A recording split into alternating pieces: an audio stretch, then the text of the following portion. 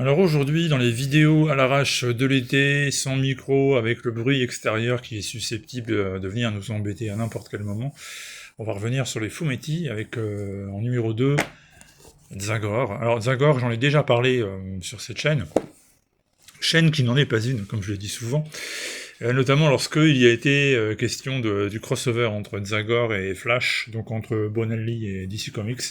Et si vous faites des recherches sur la page, ou bien je vous mettrai le lien en description de la vidéo, vous pourrez retrouver ce que j'avais dit à l'époque sur le personnage. Néanmoins, j'y reviens très vite, pourquoi ? Parce que Zagor n'est plus publié en français, sauf de très rares albums qui sont édités par Black and White et qui sont réservés à un public de collectionneurs. Ils coûtent assez cher, ils sont grand format, cartonnés, c'est du très très bel ouvrage, mais c'est pas pour tout le monde, et en plus ils sont pas distribués comme peuvent être distribués les comics ou les BD que vous retrouvez habituellement à la FNAC ou chez votre libraire de confiance. Donc aujourd'hui on va parler de Zagor. Alors Zagor, très vite, pourquoi c'est une BD qui en France pourrait marcher à mon avis. Premièrement parce qu'elle évoque tout de même quelque chose à tous les fans de l'époque des petits formats. Tous ces gens-là ont suivi à l'époque Zagor dans par exemple Yuma, petit format publié par Lug et Semic.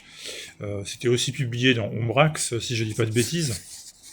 Et donc c'est un personnage qui est connu, reconnu, et regretté par un certain nombre de lecteurs, suffisamment en tout cas pour créer une fanbase qui pourrait être enchantée du retour du personnage, j'en suis sûr. Ensuite parce que Zagor est une BD qui se prête à attirer un peu tout le monde.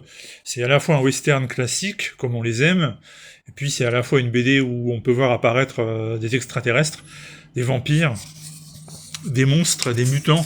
Chaque mois, en fait, l'histoire est différente, et on peut passer d'un récit à suivre durant 3 mois d'affilée, avec uniquement des cow-boys et des indiens, pour le mois suivant se retrouver avec une race extraterrestre qui débarque sur Terre et qui tente d'envahir la forêt de Darkwood, là où habite Zagor.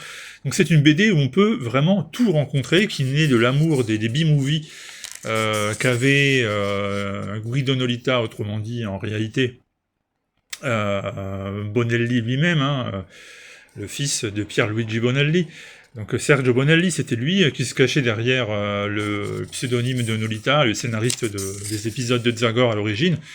Et c'est lui qui développait ses scénarios à base d'emprunt à ce cinéma de genre.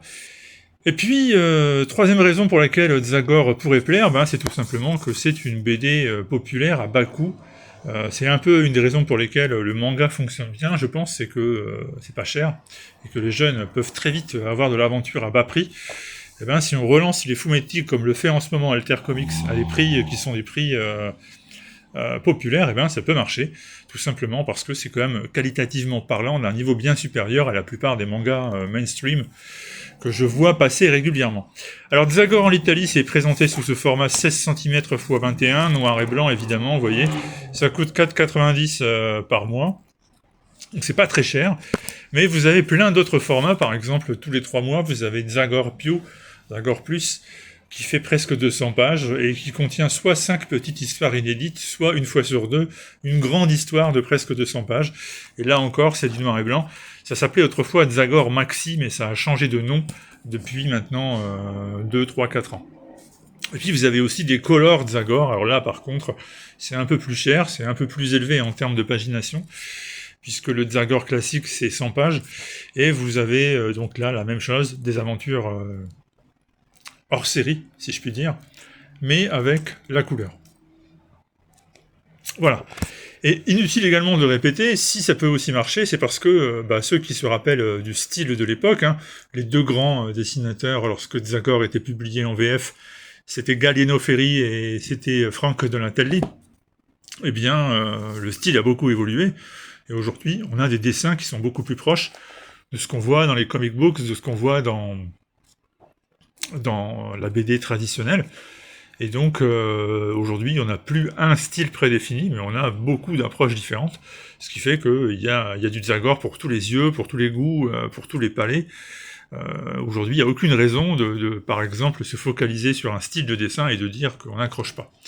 Voilà, donc à mon sens, relancer les fumetti en France, c'est une excellente idée. Je suis infiniment heureux de voir qu'après Swiki, qui néanmoins a une distribution qui fait que ça reste confidentiel.